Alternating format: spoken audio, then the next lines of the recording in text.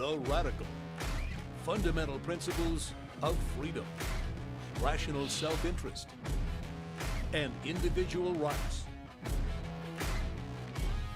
This is the Yaron Brooks Show.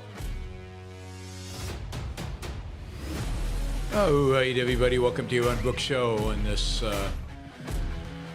Tuesday, March 19th. I hope everybody is having a fantastic week. And yeah, another episode of News Roundup. And the first news item is kind of now really news, not in the conventional sense, not news you'd read in a newspaper, but news nonetheless. I've been hinting at this, and I think many of you have already guessed it and knew this was coming, and some of you might have already seen the announcement on Twitter. But Javier Milei is coming to the Ayn Rand Center Latin America conference in Buenas Aires in what is it, 3 weeks, 2.5 weeks now. It does appear that at least the plan currently, and plans change all the time, so just that is a reality, and particularly with politicians, they could very well change their mind and not come, but he is coming. His speechwriter is coming as well. His speechwriter will be on a panel. I can't remember which one, but he will be in a panel. And Milei himself will be on stage.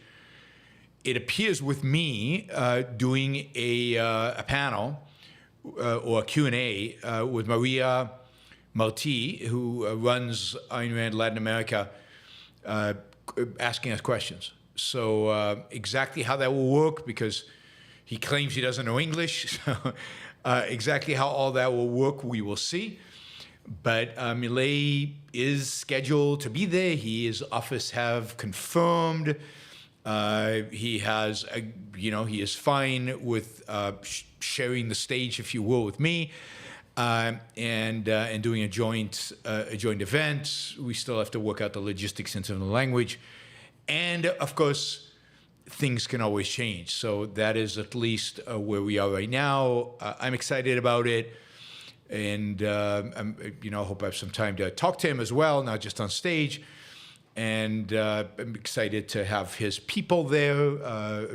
And I'm also excited by the fact that because he's coming, I would expect that there will be a lot of people coming to the event that wouldn't have otherwise come, right? So people who attend the event that otherwise wouldn't attend. I don't think it's going to be live streamed, but it'll definitely be recorded, and hopefully we'll be able to put it up at some point on YouTube or whoever. So exciting news, and yeah, I'm looking forward to it, and I'm looking forward to a successful and a successful event in Argentina. Yeah, we will see. We will see how it all plays out. All right, he is gonna. I don't know exactly what the theme yet. I know we're working on some questions that will be asked, and so I don't know exactly what we're going to cover, but I'm sure we're going to cover some things that we'll disagree on.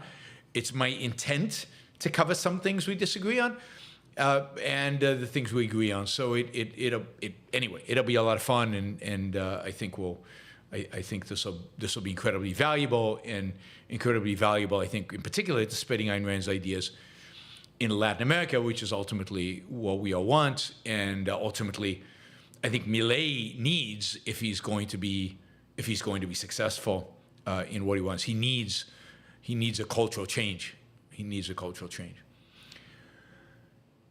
All right, so that is the good news. I think that's all the good news I have right now.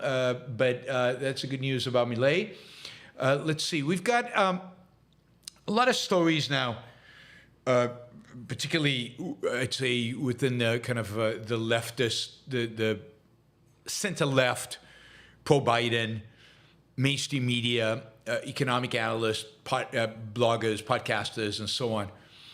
A lot of them are trying to figure out you know, what's going on with people's perception of the economy? We've talked about this before.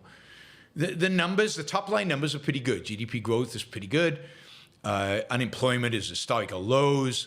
Usually, low unemployment is a huge benefit for the incumbent.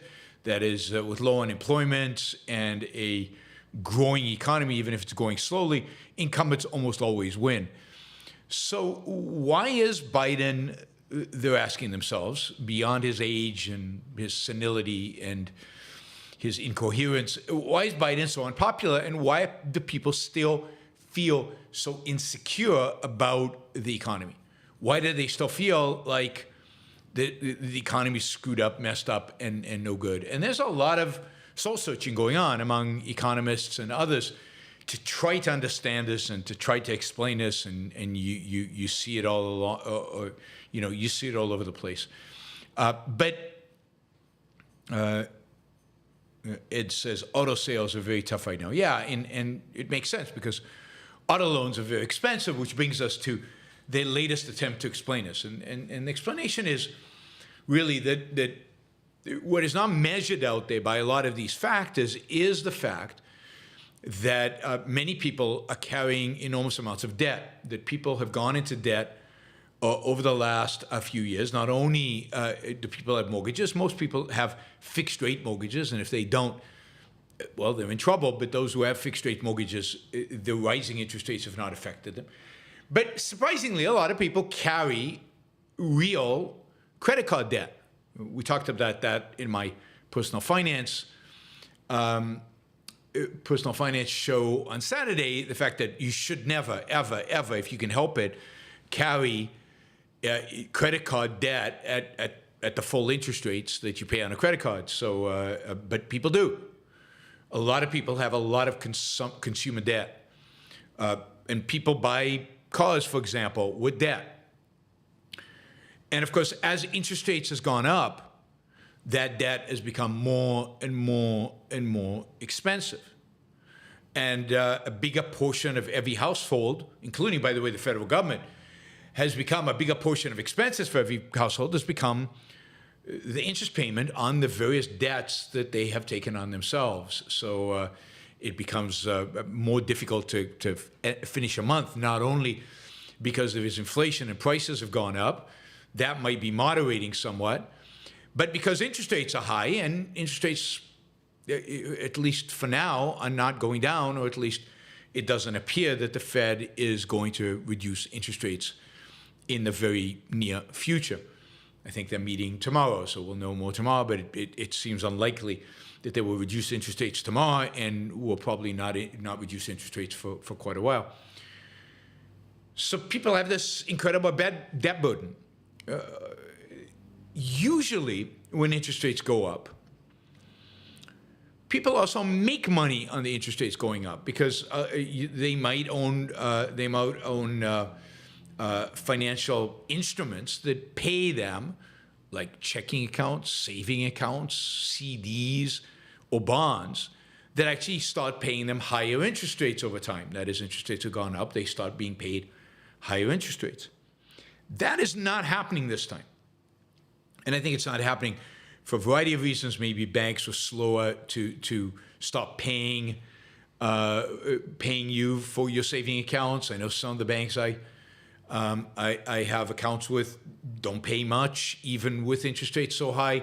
Other banks are paying a lot. It also seems like Americans are a little lazy, right? A little lazy. Americans are a little lazy in terms of moving money around to find a higher interest-paying account. I mean, Apple is paying, what, 5%? American Express is paying on a saving account 4.6, I think. There is the possibility of getting higher interest rates on your savings, and yet Americans do not seem to be moving the money around in order to gain access to those higher interest rates, which is surprising. You'd expect Americans to be doing that more aggressively, given this pain, but they're not. So what you have is interest payments to people are going down and interest expenses going up. But even that is kind of a cooked up story, right? Because the reality is that the people who have large bank accounts or saving accounts or CDs or buy bonds and live off the interest are not the people who have credit card debt, not the people who are buying automobiles on credit.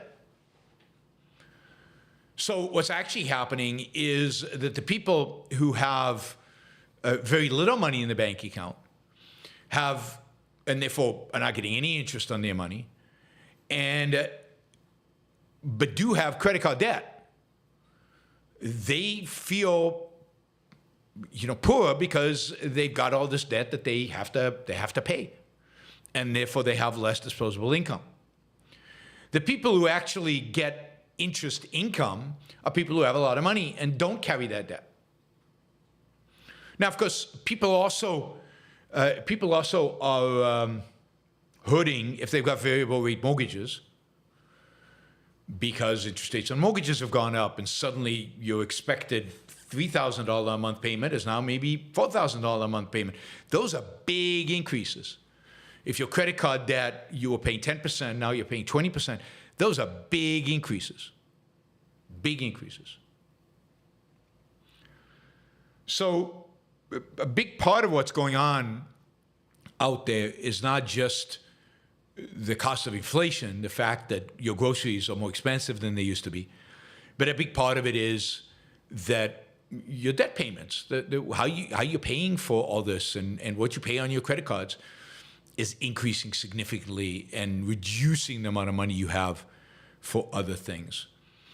Another reason, by the way, that the interest payments on debt, the interest received, the interest that people get from owning saving accounts or bonds is low, is that most people are now heavily invested in the stock market.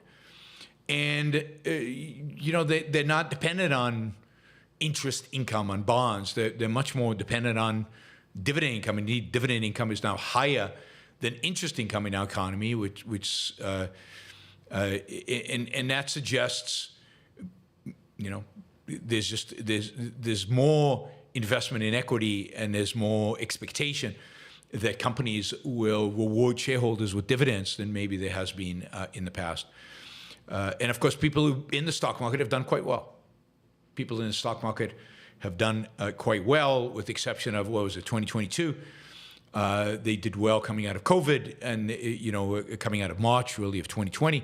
They did well in 2021, and they did well in 2023, and so far 2024 is also a good year. So a diversified portfolio of stocks, globally diversified, generally a good long-term strategy. Not necessarily ever anything is a good short-term strategy, but certainly is a good long-term strategy. All right, so just thought fill you in. It's kind of making the news in terms of, and again, I don't think it's an explanation. I think generally people's mindset is negative about the economy because inflation. Politicians always seem to underestimate how negatively the public views inflation. Inflation is a burden that is not properly captured in the numbers, and it's a burden that is not distributed equally. Some people, if the areas that are inflating in particular are higher in certain goods that affect some people more than others, they're going to be more affected. But also generally, people who have less are affected more when prices go up than people who have professions where it's easy for them to adjust the prices of what they do. It's easy for them to make more. So while in aggregate, inflation might not have a huge economic impact, specifically on individuals, it can have a massive impact. And I think people are feeling that, they're experiencing that. And that's a big part of the negativity that people express about the economy to people who ask. And it's a big part of the lack of popularity of Joe Biden. I think a huge part of it is indeed the economy.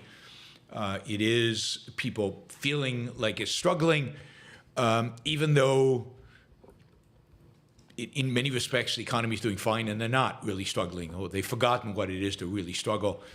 It is interesting that it seems like some of our perspectives on a lot of different things have changed post-COVID, and people seem much more sensitive to their feelings about the economy versus the fact that they have a job, which during most recessions, people don't have jobs, and yet people are behaving as if there's a recession now, when according to the job market there is none.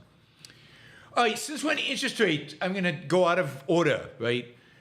Since we're on interest rates, I'm going to jump to a different story, which is the story of Japan.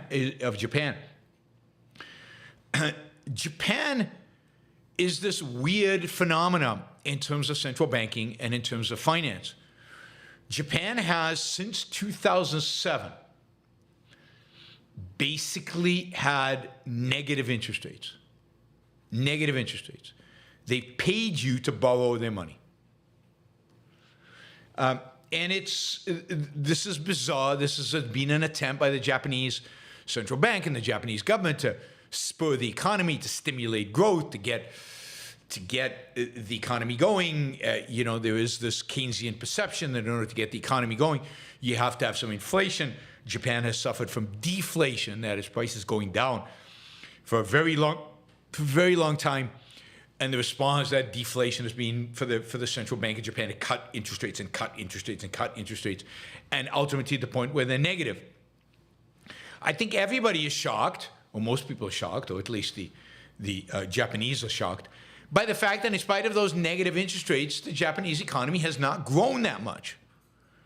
There just has not been significant economic growth, and Japan has lagged behind the United States. It's lagged behind Europe in terms of economic growth.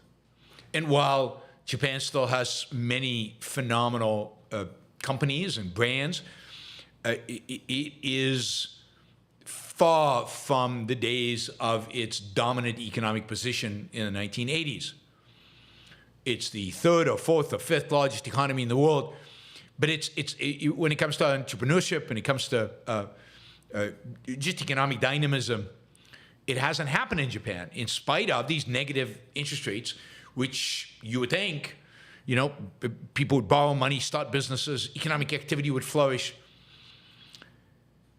And here the point is, so the news here is that for the first time since 2007, the Bank of Japan has actually raised interest rates to 0. So they are no longer negative.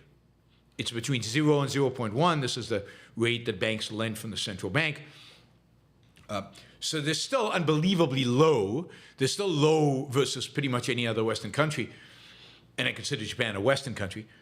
They are, though, not negative anymore, and that is a big deal in Japan, at least, and it could be significant for the global economy. Hard to tell how all this will play out. This is the challenge with, and it's the same thing about the U.S. Federal Reserve, and of course, Japanese central bank is no different. I've said this many times, but you just got to keep repeating it. Central banks can't be right. Central planners cannot be right. There are all kinds of wrong that they can be, but they cannot be right. To be right means to be able to know exactly what what effect your control over prices is going to have over a vast economy. That strikes me as crazy. You can do it.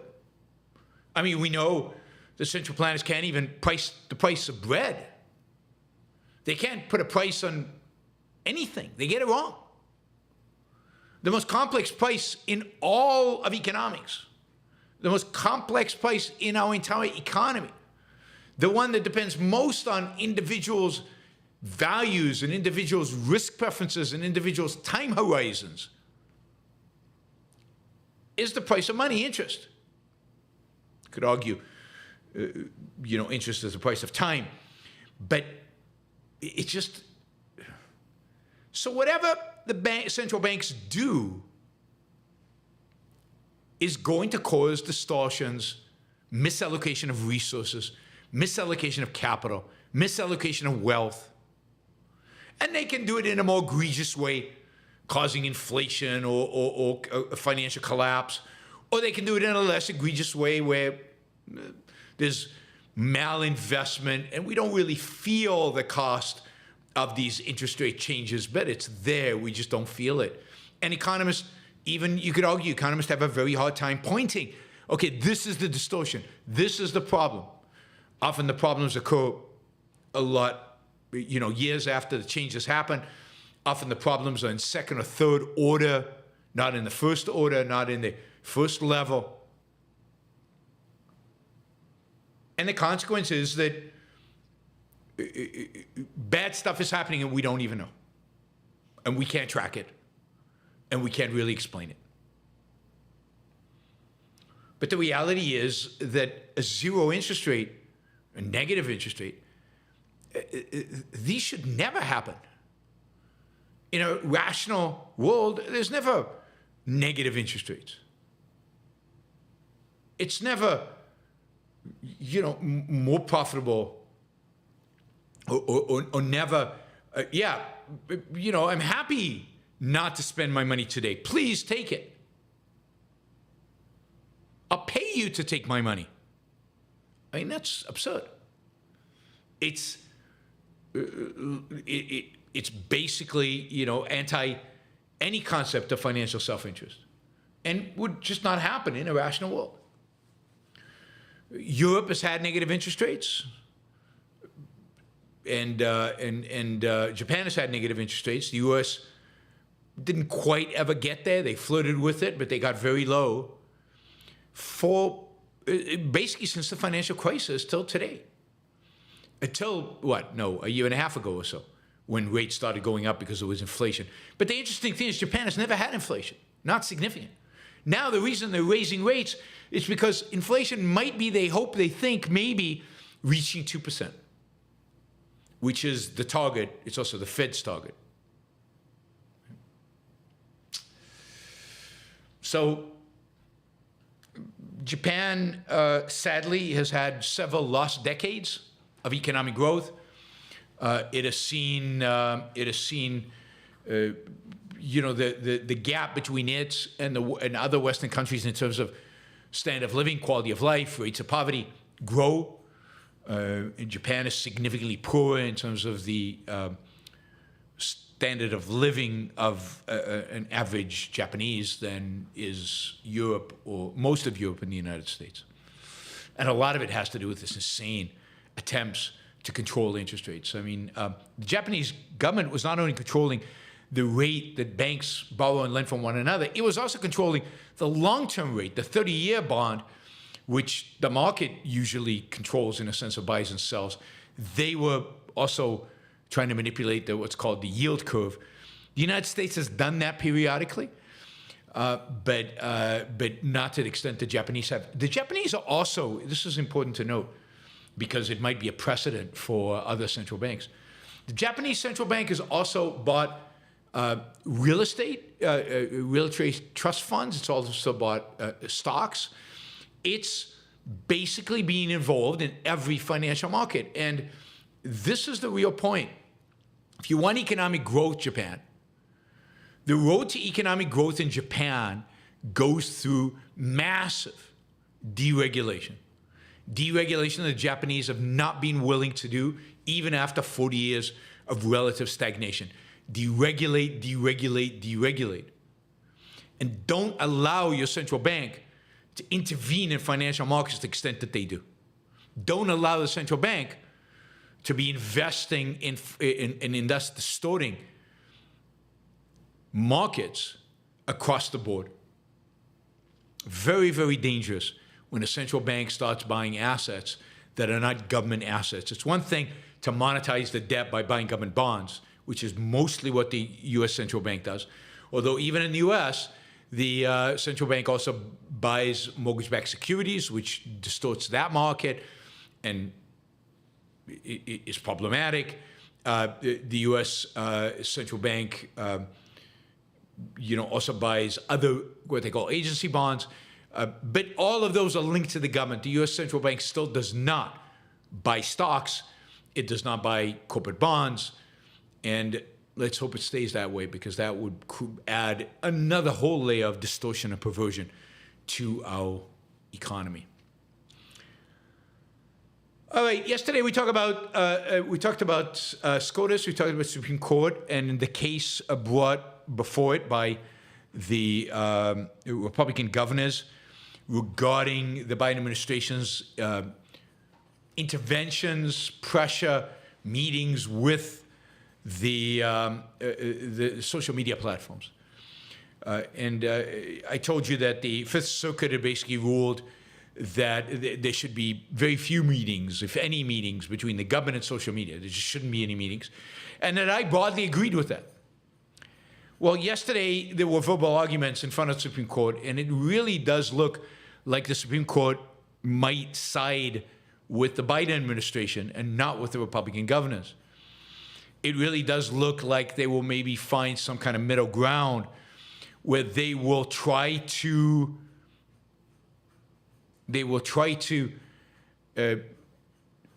basically differentiate between cases in which the government is putting pressure on social media and thus violating the First Amendment, and cases in which they are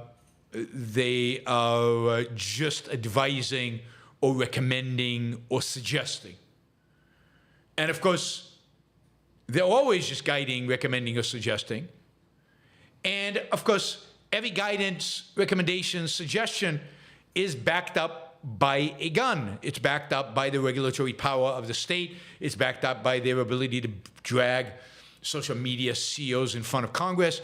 It's backed up by a gun. So my hope yesterday that the Supreme Court would be good on this issue and actually rule against the Biden administration does not look like it's going to happen. So we have to wait and see.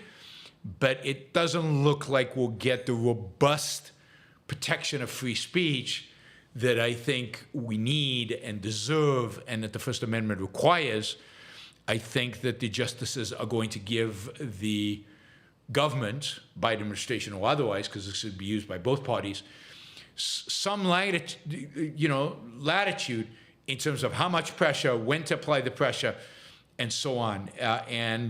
They'll ban outright force, but they won't ban implicit force, the suggestion of force, the subtle pressure, and that would be pretty horrific. Some of the justices brought up the fact that government has always done this with newspapers and so on.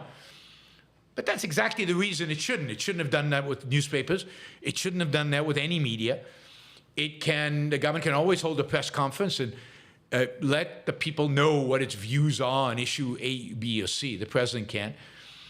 But it has no business intervening with content decisions that media, any media, or social media make. Again, unless there's a clear, unequivocal national security risk. And that is often abused. So I'm fearful of even saying that. But you can imagine there will be contexts in which that is actually true. Okay. Cheap EVs. It appears, right, the Chinese company BYD currently has an electric car that is a hatchback. It's stylish, angular styling, two-tone dashboard, seagull wing dashboard with 6 airbags. There's a 10-inch rotating, touch screen with the infotainment system. And it's a pretty car and runs pretty well. And the stunning thing about this car is that it sells for under $10,000, $9,698. Now, Chinese cars have not yet made it to the United States. BYD is not yet selling cars like this in the United States. But what if they start doing it? The average price for an American electric vehicle right now is $50,000. The Chinese EV would be $9,700. Even with a 100% tariff, it'll still be less than half the price of an American EV. China today, BYD today is the largest producer of electric vehicles. It's surpassed Tesla. And generally, Chinese companies are going to dominate the electric vehicle space to some extent like the Japanese did in terms of internal combustion engines in the 70s and 80s. In China, the average price of an EV is $30,000. Again, in the US, it's over 50. So how is they getting competition? And this really puts, I think, in context the union's demands for higher wages last year and the victories that they gained. This is going to make things much more difficult. Much more difficult. Now, it could very well be that Trump or even Biden just ban Chinese cars from the US. But then they're not going to be Chinese cars. They're going to be Mexican cars or Argentinian cars or, I don't know, somebody else's cars that are imported here using the Chinese technology that drove the price down to $10,000. Banning Chinese cars is convenient when you can't compete. But the reality is, multiple-fold, right? The reality is the car prices are going to come down dramatically. It is so much easier and cheaper to build an electric car than an internal combustion car. The differences are huge. Maintenance is completely different. There are just fewer moving parts. The industry is going to completely be changed by the introduction of cheap electric cars, whether they come from China or somewhere else. Now, Americans generally are resisting electric cars, but yeah, anybody would be resisting an electric car at $50,000. But at 10, 20, maybe a second car, maybe I can try it out. The industry is in for a real shakeup. In Europe, they know this. They're already incredibly afraid. European automakers are desperate. It's not clear how they will survive. So it's going to be interesting. Now, of course, this is how our standard of living, quality of life goes up. Imagine if you could get a really, really good car that serves its function, gets you from point A to point B. Maybe it has a slightly lower lifespan than the car you have right now, but you might be changing your cars every 3 years anyway. And imagine you could get that car for under $10,000. Well, then you've just saved a lot of money. And when you save that money, you're going to use it to invest, to save, to consume other goods. And that's going to drive innovation. That's going to drive growth. That's going to drive productivity, if it's allowed, elsewhere in the economy. So prices are coming down. EVs will probably be the future. I've driven in a few. They're really nice. People tell me they're nice to drive. They have incredible acceleration. But this is going to be a major restructuring and shakeout. And it's going to require people to, well, it won't require people. It's going to mean better. When you get something cheaper that's just as good, your life is better because you have more money for other things. It's going to increase the quality of life of Americans. And yet, the politicians, the populists, the voters, just generally, people are going to go nuts. They're going to go berserk over this. And politicians are going to be hugely incentivized to ban the importation of cheap cars and keep us paying high prices for cars as the rest of the world benefits from these cheap cars and their standard of living rises while ours gets stuck. All right, so EVs. Now, the challenge, of course, with EVs, and this is why I think it's not going to happen quickly, is where's that electricity going to come from? We have a grid that cannot cope with everybody in the United States starting to drive an electric car. We have a grid that can barely deal with the energy load we have on it today. And there's no emphasis on upgrading the grid and increasing the production of energy because everybody is too obsessed and too worried about and too just single-minded about climate change and reducing energy consumption or energy production, never mind consumption, reducing production of electricity. What we need is a lot more production of electricity. What we need is a lot more natural gas-powered plants to produce that electricity. We have tons of natural gas. What we need is more nuclear power, geothermal power, whatever. What we don't need is lots of, maybe fusion. We talked about the story about fusion, maybe fusion power. What we don't need is a massive investment in solar and wind that are just unreliable forms of energy. And the more people start using electric cars, the more this will become important for their daily lives. All right, quickly. Everywhere you look now, if you look at the newspaper, everywhere you look, you will see headlines, you will see stories about the famine in Gaza. There is famine in Gaza, we are told. People are literally starving to death. We're on the verge of, there's no famine yet, but everybody's saying we're on the verge of famine. And this is clearly a campaign by the American political class, a campaign by the mainstream media, a campaign by everybody who wants to put pressure on Israel to stop, everybody who wants to put pressure on Israel to compromise and to moderate and to give up on its goals and not to go to Rafah and not to do what's necessary to win. Every single, this is one big campaign, if you will, all geared towards putting pressure on Israel to stop, to slow down, and not to win. I am sure the people of Gaza are suffering right now. I'm sure there's significant shortages of food and water. They should have thought of that when they supported the Hamas. They should think of it now as they continued to support Hamas. They lack water, they lack food, they lack a home, given the destruction in Gaza, because of Hamas, because of their own government, because of their own people, because of their own choices, because of their own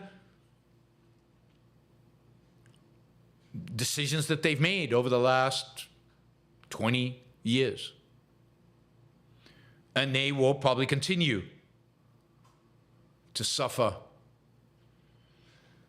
for a long time until they repudiate not just Hamas, but everything Hamas stands for, everything that Hamas represents.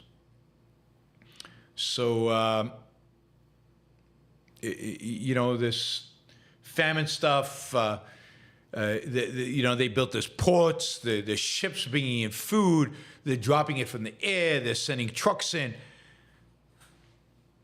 Food is going to be available in Gaza. People are not going to starve to death in Gaza.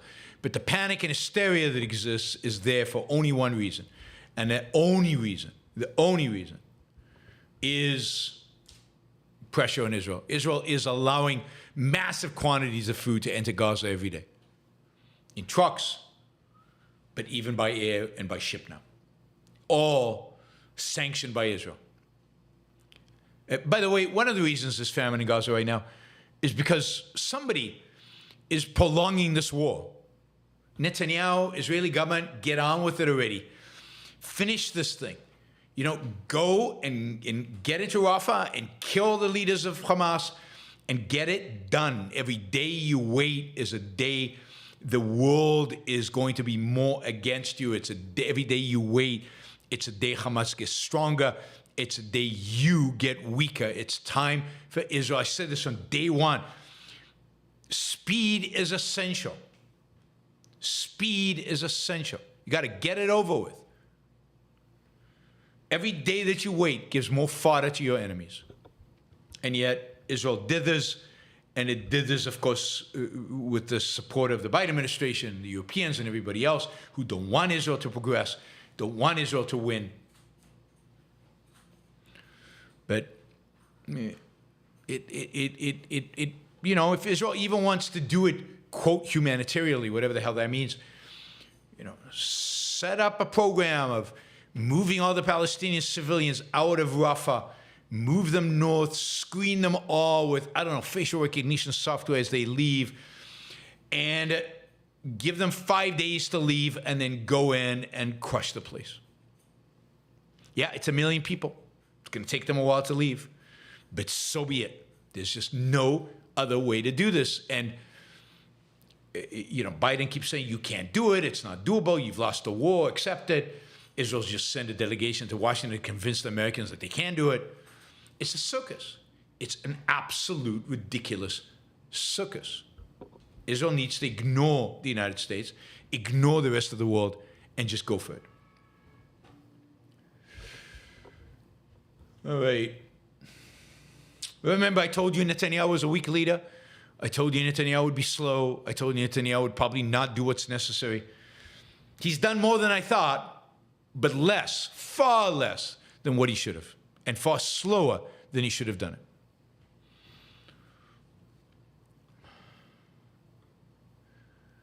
Remo, would PE be a force, private equity, be a force out there in the economy if public companies were not that heavily regulated? Or is the private equity firm plus fund structure superior to the public company structure? No, I think private equity would be a lot smaller and a lot less powerful if public markets were less regulated. I mean, Sarbanes-Oxley, which was passed by a Republican president, a Republican House, and a Republican Senate, with basically no opposition, even not from so-called conservatives. Sarbanes-Oxley is a bill that killed the IPO market in the United States. Basically made it very unprofitable to go public, very expensive. It reduced the number of companies that were public in the United States significantly. It has been a drag on the U.S. economy. It's now over 20 years, 21 years since it was passed. Maybe it's 20 years, 20 or 21 years. I went on Bill O'Reilly's show when it passed to criticize it. Everything I said about it has come true. And as a consequence, private equity, so I had dinner with a friend who's in private equity, and we were discussing this, and he said, and I said, well, what do you do with your companies? He invests in growth in fintech. And he says, you know, it used to be, and the ideal would be for these companies to go public. And that just can't happen. The costs are too high. So I sell them to other private equity funds, and they sell us other private equity funds. And it's ridiculous. So there's always going to be a role for private equity. But part of that role is to take companies that are not so big or not so professionally run, family businesses, other kinds of businesses, and professionalize them, increase efficiencies, maybe roll them up to create a bigger entity, and then take them public. And that is a role that will continue. That's a role that's always there. Private equity also can have a role, like it had in the 1980s, where it can take a public company private. It's still happened today, but in the 1980s it was prevalent, these kind of hostile takeovers, and then restructure it, improve it, professionalize it, maybe do some roll-ups, grow it a little bit, and then take it public. But the channel is to take it public. So it would always be private equity. Private equity does have a role in certain circumstances when certain type of professional if you will, management skill is required, and the freedom to do pretty radical things away, if you will, from having to talk to shareholders on a quarterly basis. But of course, if you really had an unregulated, public market, then who knows what kind of structures would evolve within the public market space itself. They would do all kinds of things. So I think private equity is necessary, much bigger than it would otherwise be. And in a world of real capitalism, in a world of laissez-faire capitalism, we would have a wide variety of financial institutions doing different things in ways that I don't think we can easily predict, right? Markets are hard to predict. They always do stuff you don't expect.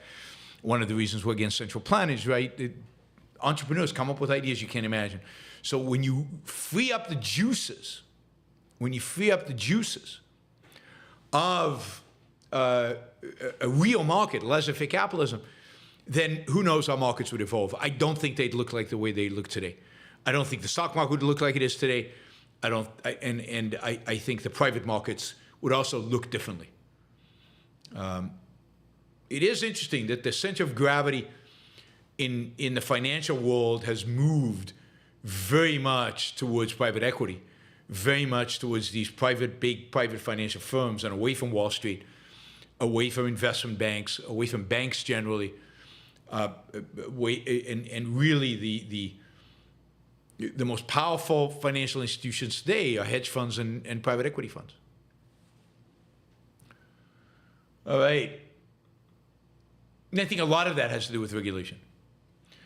Michael, I've been in Argentina for a month, and people love Milei. That's great that you're in Argentina. Good for you.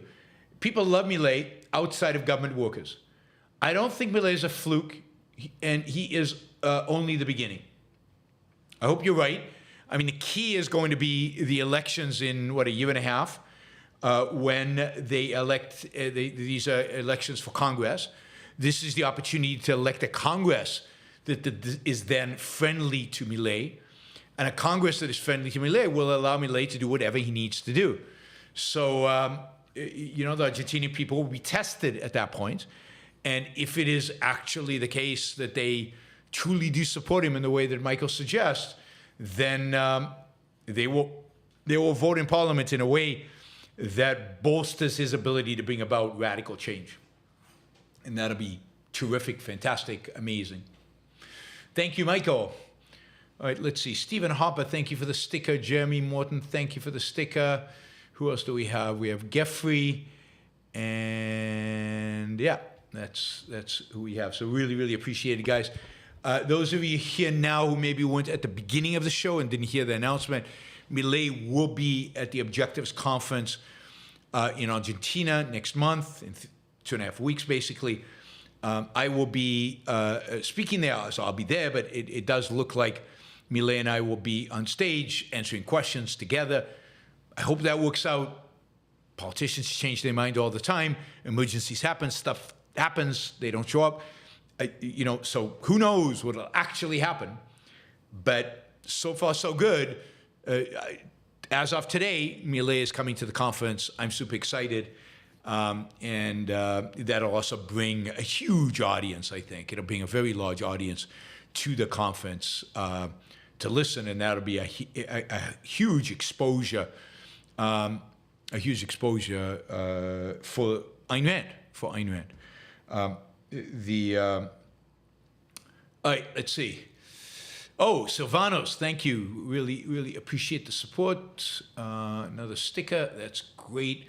Okay, we're almost at our target. This is fantastic. Ian, it's interesting that most people blame Biden alone for the inflation. Well, if you look at the M2 money supply, most of that increase happened under Trump. Yeah, I know. I've said this all the time. The inflation is Biden's and Trump's. Trump had the big stimulus, and Trump did not object to the big stimulus that Biden passed, the first thing he did when he got into Congress, and indeed Republicans voted for it. And Trump criticized it because it gave people too little money. I can't remember the exact numbers, but Trump thought the government should have been writing much bigger checks to individual Americans.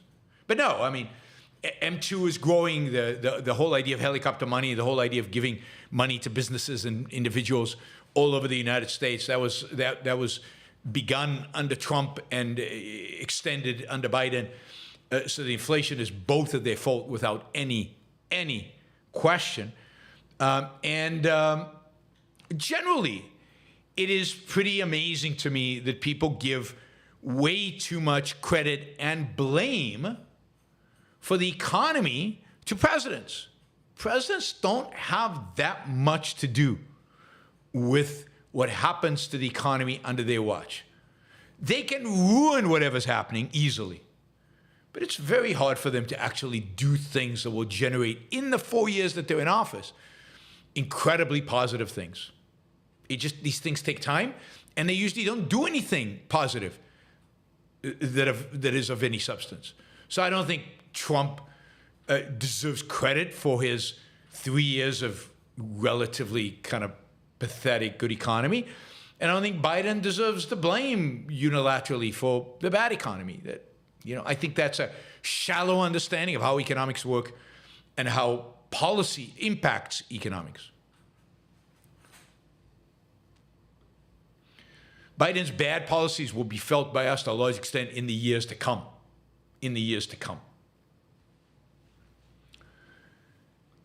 Andrew, thank you. Andrew has a question here, but Andrew's also going to sponsor a show. So we're going to have a show sponsored by Andrew soon, probably on Saturday. All right, Andrew asks, the ubiquity of central planning shows the liberation goal of freedom versus economic knowledge is falling. Okay, let me read that again.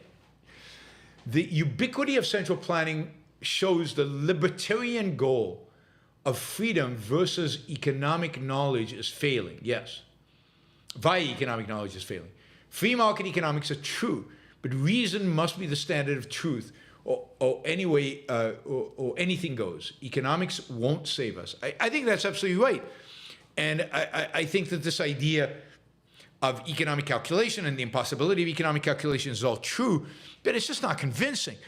Finally, the only way to convince people of capitalism has to be a moral argument. It has to be an argument that that people actually embrace about the goodness and morality of capitalism, not just the impossibility of central planning doesn't work. They don't believe that. Why doesn't it work? Floating abstractions, reason, detached from reality. That's what people are used to. So, why can't this political party or that political party? Okay, these guys didn't get the economy right. Maybe these guys will do it. And much of our conflicts arise from this idea that our politicians can actually have a much bigger say in economics than they actually can. And it's just debates about who will centrally plan. And the whole idea of actual freedom is just too scary for people to even contemplate. Actual capitalism, too scary. We'll be exploited, we'll be killed, we'll be poisoned, we'll be whatever. And what's the alternative? The alternative is to give power to a central planner, one way or the other. All right, Liren, agree that government has no place offering negative interest rates, but could you do it privately to incentivize business creation or economic activity that you believe will have personal, beneficial, positive externalities? Yeah, but then it wouldn't be you can give your kids a loan at below real interest rates or zero interest, and that's the equivalent of a negative real interest rate. You can do all kinds of things privately, but as an economic phenomena, it would never happen. No, there would be no private institution that would do this unless it was a philanthropy, and they wouldn't accumulate huge amounts of money. So no, I don't see what mechanism would bring this about. Again, other than a philanthropy or a private one-on-one kind of setup, like for your kids. Suppose you travel to the future, to 2324, and a history student studying 2024 asked you why people voted for Donald Trump. How would you answer? Oh, God. I mean, I think people voted for Donald Trump for a number of reasons. I mean, the fundamental reason that people vote for Donald Trump is because a political structure, a political evolution has made us politically mindless. So, you have an electorate who is, in some deep sense, stupid. It has no understanding of the consequence of what it's doing. It cannot project long term. And it certainly has no null understanding of what made America great and what sustained American greatness. So the fundamental that makes it possible for people to vote for Trump is the fact that they're mindless. And that our culture has gotten to a point where they are attracted to a loud-mouthed, authoritarian moron who has nothing really to offer other than not being the other guy, but who has nothing really to offer. Because again, I will walk you back to the primaries. You could have voted for somebody else, but you didn't. So it's not the case that it's just a binary choice. It's a case that people have been voting for Donald Trump even when it's not a binary choice. And the reason for that is that they're enamored by his I don't know what it is. What is it? By his willingness to supposedly say whatever comes into his mind.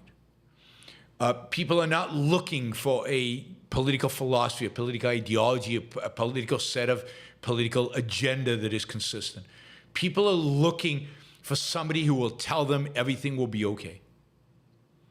So I think you really have to explain not people who vote for Donald Trump versus Joe Biden. You have to explain people voting for Donald Trump versus every other possibility in the Republican Party, every single one of which was better than Donald Trump. And to explain that, it has to be the mindlessness of the base of the Republican Party, the emotionalism, that reason has basically been driven out. And if you want to put it in other terms, I think that people voted for him because they're afraid. People are afraid. They're afraid because they don't understand the world. And they don't understand the world because the intellectuals have betrayed them. And they don't understand the world because their politicians have betrayed them. And they don't understand the world because they've not been taught to think for themselves.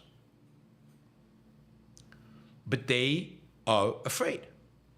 Fear is what drives these elections. And what makes Donald Trump popular, and I'm giving you a roundabout answer, yeah. What makes Donald Trump popular is that he feeds that fear. And he knows how to address it. Oh, you're afraid of Chinese. You should be. They're going to come here and they're going to take all the auto jobs. I'm going to stop them. 100% tariff. 1,000% tariffs. I will do whatever it takes to stop the Chinese from destroying your jobs. You worried about AI? Don't worry about AI. I will negotiate a deal with the tech companies where AI cannot take your job. We'll have tariffs on AI-produced jobs. I don't know. So it's, what we live is in a world where the people are being betrayed by the intellectuals. They have been left without an explanation of what's going on in the world. They are being told that the world works in a way that is inconsistent with the way it actually works. And the consequence is that they're confused, they're afraid, and they just don't know, and they don't know. And Trump plays to that, and he's brilliant at playing to it. He's brilliant at it. And Biden will play to the fear of the left of Trump, right? That's the fear the left has. All right.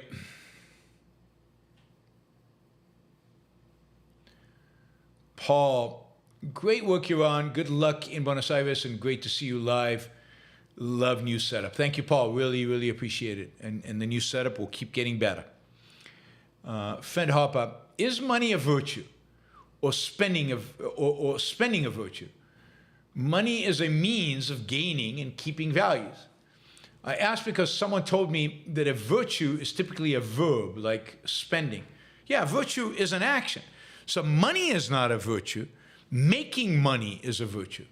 Producing and earning money is a virtue.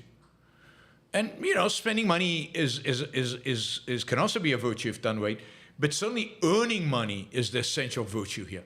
And it's, you know, if you read Francisco's money speech, and if you haven't read it recently, then you can read it. It's online. You can find it online. There's videos of it where people are reading it aloud. There are pamphlets of it that you can download. But the money speech is brilliant at exactly that, is showing how making money is the virtue that money is involved in. Just having money is not a virtue.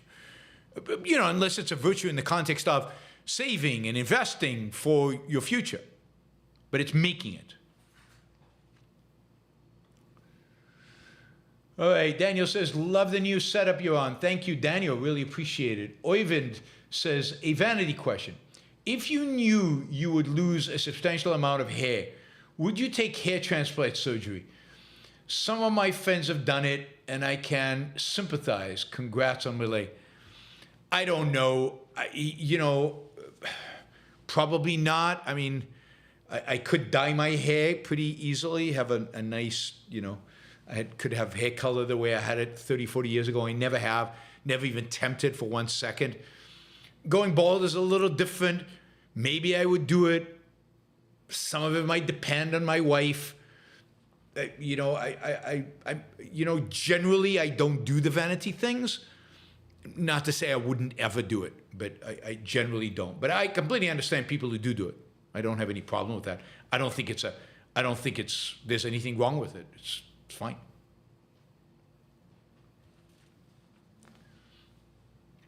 There's a funny skit on Israeli television because of Turkey's.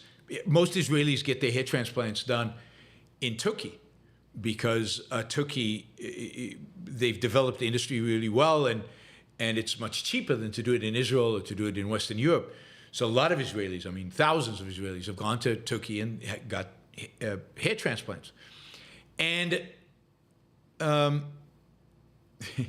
Turkey's now pretty anti-Israel when it comes to Gaza and Hamas. So there was this skit about all the people returning their hair to Turkey. They're going to return the hair, you know, to Turkey. They don't want to have anything to do with the Turks. So doesn't quite work that way.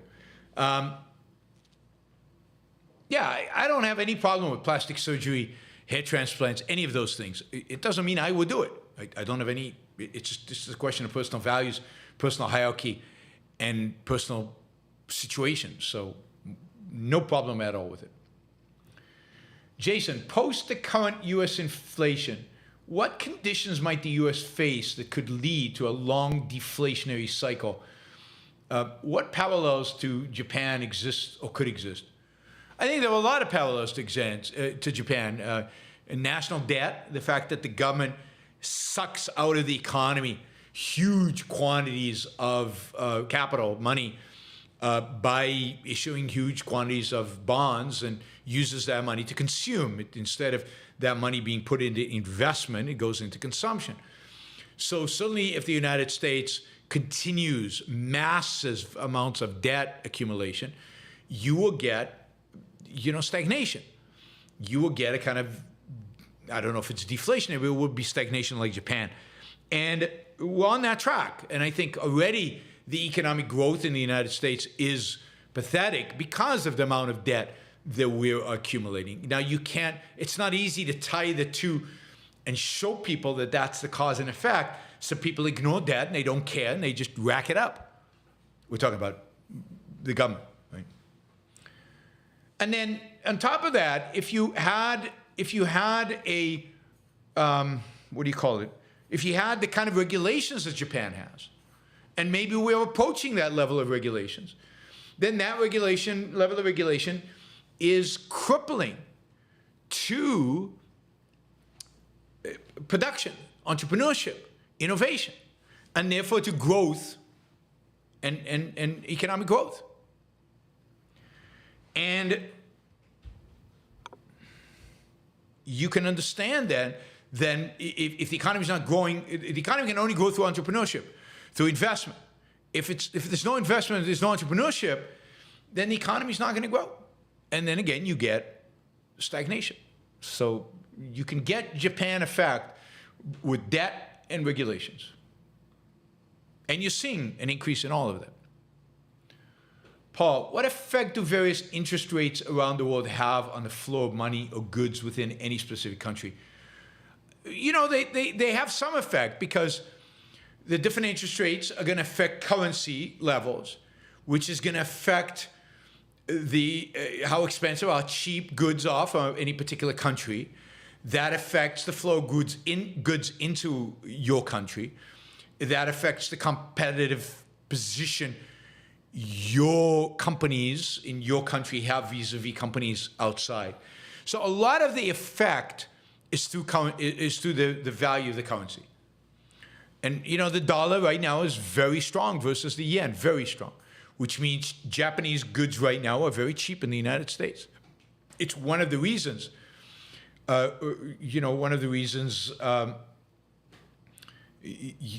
that anyway, so it's one of the reasons you'll probably see, Japan exports, try to boost its economy through exports, export more, and it makes American companies, in some sense, less competitive. It is ironic, though, that in spite of the fact that the dollar is strong and the yen is weak, a Japanese steel company is buying an American steel company. You'd expect it the other way around. But because of tariffs, that's the flow that's going to happen. Because of the steel tariffs Trump put together, it makes a lot more sense for a Japanese steel company to buy an American steel company than the other way around.